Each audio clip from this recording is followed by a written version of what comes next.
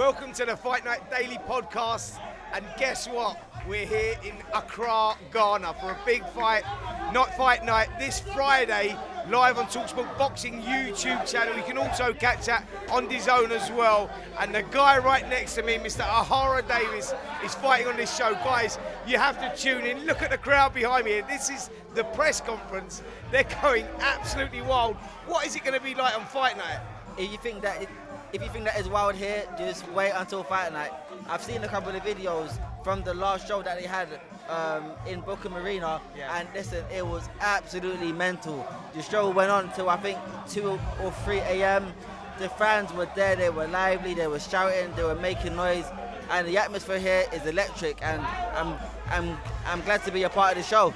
Mate, honestly, I can't wait to see you back in the ring. Look, I want to go back and I want to rewind a little bit. Ismael Barroso, the fight didn't go your way. That was for your world title fight. You worked hard to get to that stage. Then we move on to Adam Azim for that European title. You lost that fight as well, and we were wondering, will we see Ohara Davies back in the ring again? Will we not see him? That was back in October. I don't know where you was at with that. Did you feel that you was going to maybe stop boxing then, or how did this come around? Like, you know, I know your parents are from Ghana, right? So I know the history attached to it. But how did it all come around? So after the Adam Azim fight, I did retire. It wasn't a fake, it wasn't a fake one. I made up my mind before the fight. I said to Lee, win, lose or draw, it's my last fight. But then this opportunity came to box in Ghana, and it's where my parents are from, and I felt connected to it. So when this opportunity came, I grabbed it with both hands. It's something that I couldn't turn down. And this is the only thing that could have got me back in the boxing ring. Fighting it in the UK, I've done it. Boxing in America, I've done it. Boxing in Germany, I've boxed all over the world. But to fight in the country that my parents are from, where I'm from, I got Ghanaian blood in my veins. I couldn't say no. It was impossible to say no, and that's what got me back. Ohara, you had a great amateur career. I've known you since you was an amateur, since you was a young kid, and you had a great professional career as well. You know, and if you would have decided to call it a day after the Adam Azim loss, everyone would have respected that. I get what's going on here. Do you know what I mean? This temptation of coming back here, but a lot of people will ask the question, is that a reason to come back? Why is he coming back? You've obviously been in the gym. I spoke to your trainer. He says there's a lot left. Where do you feel you're at right now? What is the journey for you? I think I've still got a lot in me. Yes, I didn't win this last fight I had. I fought as him. I feel like, in my opinion, I still put up a great fight. How did the mind change, though, from retiring to now? I know you're saying the temptation of Ghana, but was there any dark times? Because I was still in the gym anyway. I was still in the gym all the time. Even after that fight, I did retire, but boxing is something I would never leave alone in terms of me being in the gym.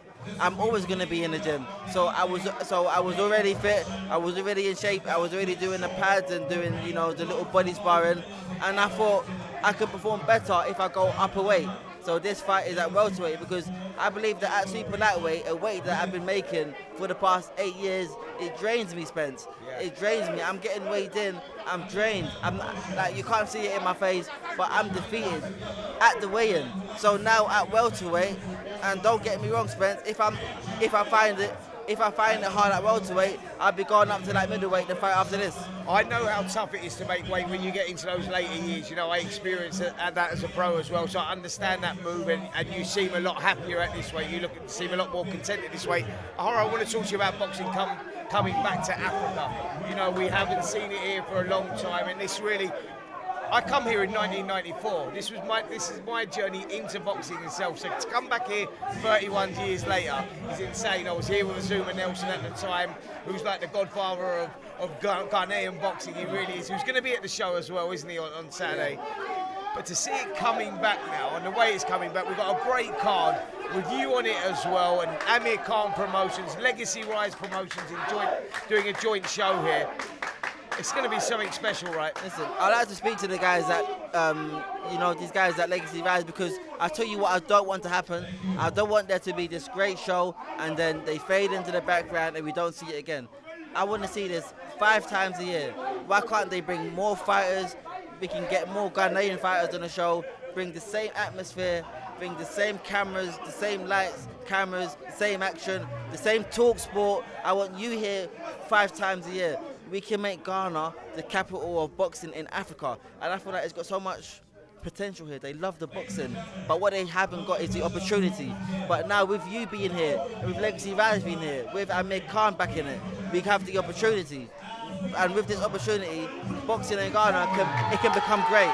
And you nailed it there. It's about opportunity, because when I come here in '94, you went around the gyms. And we went down to Bookham and we was around Azuna's place, and you see the young kids coming through, and they don't get that opportunity because they're so dangerous. And now they're gifted this opportunity live on DAZN and talkSPORT Boxing YouTube channel, like I say. That is a huge thing for African boxing. Another guy I want to mention about possibly fighting here, there's been talks of that, in the past, and I think it may come to fruition now we're moving on. Anthony Joshua, how good would that be? Do you think that's a realistic? I think that is a realistic thing, 100%. Anthony Joshua is a legend, and Anthony Joshua is a person that wants to break records. He wants to do something different. If he fights in Africa, that would be something different. Who do you think he'd fight? Martin McCauley, who comes to mind? There was a name that was thrown out there. Deontay Wilder even. I would like him to fight another African in Africa. And listen, in my opinion, Martin McCauley is more African than Deontay Wilder. Deontay Wilder is African American. Martin McCauley is African. If Anthony Joshua and Martin McCauley fight in Africa, listen, this would be the biggest thing we've seen since Ali in Africa. Do you know what? Anthony Joshua in many ways transformed the sport of boxing. His journey was more inspirational. He flooded the gyms again, winning that Olympic gold back in 2012. What would it mean to the African people if he boxed out here? Listen, this would be a revolution for us. If we get Anthony Joshua to box in Africa, for Africa, not just for Nigeria, for every country in Africa, is a revolution, because it's bringing eyes back. It's bringing eyes back to Africa. It's bringing people's attention back to Africa, and also it will inspire other African fighters to know, if it can be brought to Africa, I can become something in Africa. I don't have to go to the UK or to the States to become something great. I can stay in Africa where I'm at, and I can become great here. And the promoters, the money, the sponsors, they will all invest in Africa. And Africa can become a boxing state of its own, where we don't have to go and fly in fighters from the UK and from the States to come and box in Africa. We can have great shows with the fighters that are born and raised in Africa. The vision, listen, there could be so much that can be done. I could talk about this for hours. There can be so much that can be done, and I see the vision. But I can't make it happen on my own. But if there's any way I can be involved in it, I'm going to speak to the guys up at Legacy Rise. I would love to be involved, because I want to see Africa do great. Listen, we haven't got Anthony Joshua on Friday night, but we have got Ohara Davies. The Bookham Boxing Arena, by the way, is absolutely jumping. The atmosphere is going to be electric. We can't wait to see you back in the ring, my friend. So much. Go back a long way, and I've got the utmost respect for you. I think what you've done is brilliant, and long may that continue. Best of luck, Ohara. Thank you, Spen. Thank you. Well done, mate. Brilliant. And now we're joined by Napper, part of Chris Eubank's management team. And Napper, you got a fighter actually on the bill, Andrew Tabiti. He's fighting top of the bill. Yeah, but it's a good one against Jacob Dixon. Really looking forward to this one. Tell us a little bit about that, by the way. Before we even get into that, can we talk about our journey here? Because this was a bizarre one, mate. I've got to do this. So we missed a flight to start with. We didn't get on our flight, so we had to wait 5 hours at the airport. We had to then fly indirect. We had to go to Casablanca in Morocco. We're sitting there now. We've got another 5 hour wait in Casablanca, right? So now we've been there a long, long time. We're sitting in Casablanca airport and we go, who's this man mountain walking down here? Look at this unit. It's him, innit? I couldn't believe it. Like, Napper, how did that happen? Yeah, so I flew from London and stopped in Casablanca, but I didn't see you, look, I found a spa. Yeah. So I ended up chilling in a spa for 3 hours, getting massages, using the massage chairs for 3 hours, and then I see you lot on the plane. Mate, we had an absolute mare, because our boxing guy, Ed Huntley, he actually checked his bag in. Then we never had our visas, so we couldn't get on the flight. The bag went, we couldn't get the flight, so we had to go and do this indirect flight. So his bag's gone. You lost your bag as well? Yeah, my bag as well. I had 2 bags. One of them had all my shoes in it. Oh my God. So I just got these 1 pair of gym shoes. Well, listen to this one then. Ed, like, anyone that knows me knows that I'm 5'5" on a good day. Right, Ed's like 6 foot. And he's got to borrow my clobber. He's wearing my clobber, so you can imagine what it's like for him. I mean, you only lost your shoes. Yeah. But no one's my size. Have they turned up yet? No, they said hopefully tomorrow, so let's see. Well, let's get into the event anyway. Andrew Tabiti, now it's for the WBC African Bridgerweight title. We're creating a bit of history here in Africa, and he's fighting a local guy, Jacob Dixon. Tough fight, by the way, isn't it? It's a tough fight, but how did it come around? It's going nuts behind us. Can you hear it? They're really passionate about the boxing over here. Yeah, Amir Khan Promotions reached out to me, said they got the show going on, and I told them, let them know that Andrew was available to fight. They put the opponent to us. We took the fight. Nice. And then now we're here. Nice. And what are you thinking so far? I didn't realise they loved boxing this much, man. It's passionate, right? Mate, I come here many years ago, and they are proper hardcore boxing fans. Yeah. You know, they obviously see this as hope, opportunity, and now with big time boxing coming back here. You know, on this own, on talkSPORT Boxing Channel, and all of that. I mean, look at the atmosphere. This is just at the press conference. That Bookham Arena is going to be absolutely insane. Yeah, I mean, I've seen clips of what it's like on fight night, and they really go hard for their boxing. I can't wait. Listen, I can't let you go without speaking about Chris Eubank. That was mad scenes actually at the last one when you was approached by Billy Joe Saunders. Let's get into that a little bit first. I saw there a little back and forth of you, Billy Joe Saunders. What happened there? They said that they're going to send someone from Ben's team to watch the hand wraps, and then we found out it potentially would be him. I didn't want it to be him, and I wasn't going to allow him to enter the dressing room, so I just took it upon myself to deny him access when he tries to get access, and it's exactly what I done. Yeah, and luckily it didn't go further than it did, but I saw a lot of back and forth there. Yeah, you know, people do a lot of things for cameras. It was all hype, but in the end, it ended up adding and helping the spectacle of the night. You know, a lot of people were talking about it, and it added more to the suspense of the fight. Insane fight. You know, we knew it was going to be good. We knew there was a lot of pride on the line, and you know the styles, and no one wanted to lose, so they left it all in the ring. It was better than we even imagined. Yeah. It was probably better than their dad's, definitely better than their father's second fight. For sure. And as good as the first one. For me, anyway, I thought it had a little bit of everything.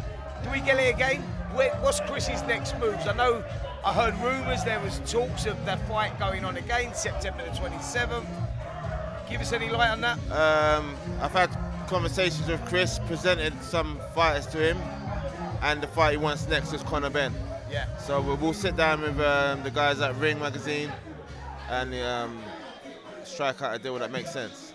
Can you put to bed this argument about Chris Eubank? He should be fighting for a world title next. When's he going to fight for a world title next? Now, we've spoke off camera about this and the business opportunities, how the business works.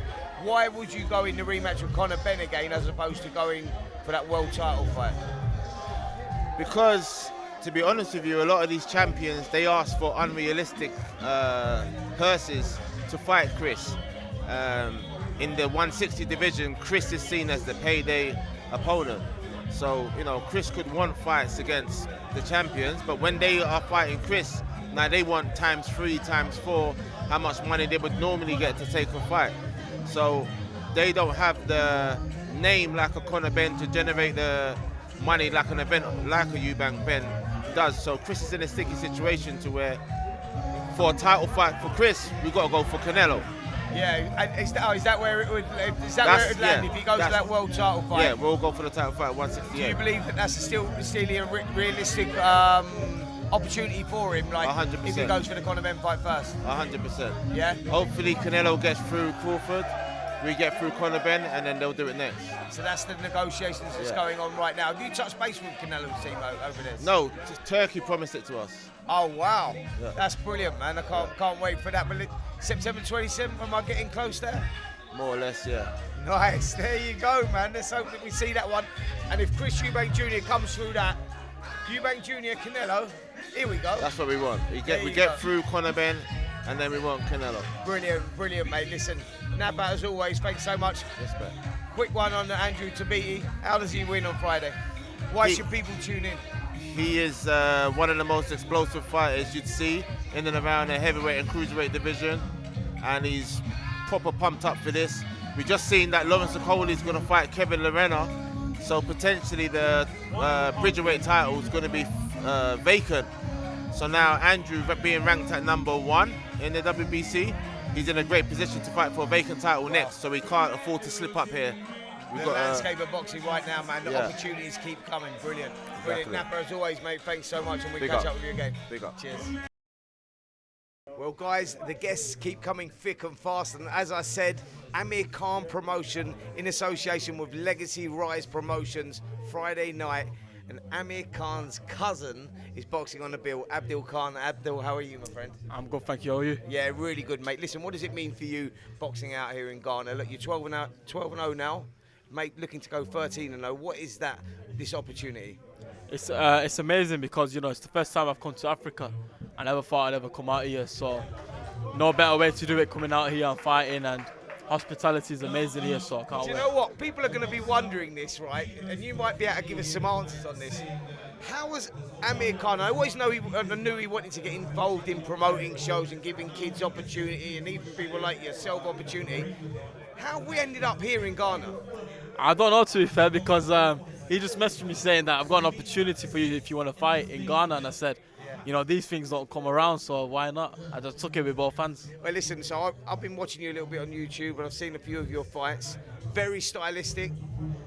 Another Amir on the firm here, and he's improving all the time. What are we expecting? You've got a tough opponent, by the way, on Friday. You haven't picked an easy one, have you? No, because you know, I can't wait to show what I truly am about, and the only way I can do that is when I fight better opponents. So I can't wait. We've had very good preparation for this fight, so you know, I can't wait to get in there now. What are you expecting from the atmosphere? I know you've boxed in places like Bolton, and you know we're going up a notch here because we've seen in the press conference there the crowd are a little bit rowdy.